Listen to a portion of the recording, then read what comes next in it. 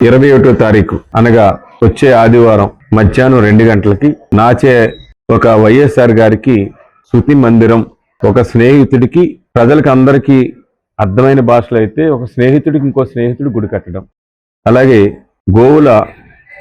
గోశాల ఏర్పాటు చేసుకోవడం అన్నది జరిగింది. ఎందుకు వైఎస్ఆర్ గారికి ఒక స్మృతి మందిరం చేయాలన్నప్పుడు వారికి నాకున్న స్నేహంలో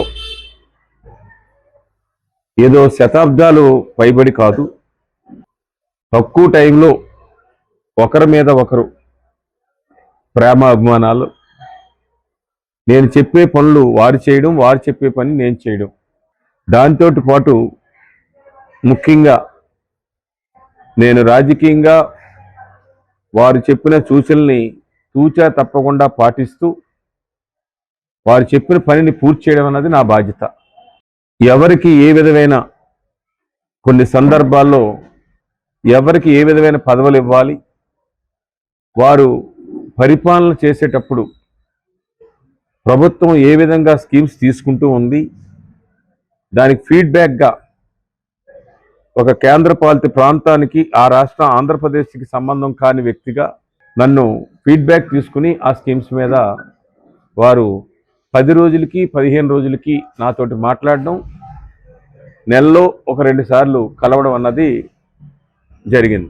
ఆ సందర్భంగా నా యానానికి ఏం కావాలి అన్న దాని మీద పక్కనున్న రాష్ట్రంతో నాకున్న ఈ నియోజకవర్గానికి కావాల్సిన పనుల మీద వారితో ముఖ్యమంత్రి అవ్వకముందు, ముఖ్యమంత్రి అయిన తర్వాత మొట్టమొదటిసారిగా ఫ్రెంచి ప్రభుత్వం ఉన్నప్పుడు భారత ప్రభుత్వం, ఫ్రెంచి ప్రభుత్వం ఒక అగ్రిమెంట్ రాసుకోవడం జరిగింది.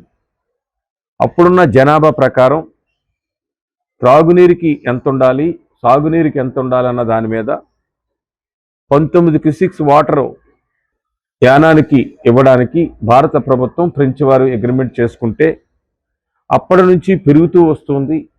ముఖ్యంగా నేను రాజకీయాల్లోకి వచ్చిన తర్వాత, ప్రజా జీవితంలోకి వచ్చిన తర్వాత ఇక్కడ జరుగుతున్న అభివృద్ధిని చూసి ప్రజలు, పక్కనున్న రాష్ట్ర ప్రజలు కూడా కొంత రావడం ఎక్కువయింది. దానికి తగ్గట్టుగా మంచినీరు నిల్వ చేసుకోవడానికి ఆంధ్ర భూమిని తీసుకోవాలనే ఉద్దేశంతో నేను 25 ఎకరాల భూమిని పక్కన కోరడం జరిగింది. మీ ఆంధ్రాలో అయితే 25 ఎకరాలు, 50 ఎకరాలు చాలా చిన్న పని. కానీ ఒక రాష్ట్రానికి ఇంకొక రాష్ట్రం భూమిని ఇవ్వాలన్నా అంత సులువైంది కాదు.